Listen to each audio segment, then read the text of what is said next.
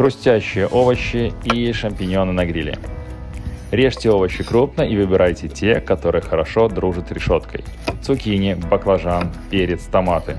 Также круто жарить на гриле кукурузу, но это в следующем видео. Шампиньоны не мойте, маринуйте и жарьте целиком. Не маринуйте овощи заранее, в идеале 15-20 минут до жарки. Мой идеальный маринад – чеснок, соль, перец, травы, бальзамический уксус, растительное масло. Вместо соли можно добавить соевый соус. Жарьте овощи на прогоревших углях 15-20 минут. А теперь наслаждайтесь.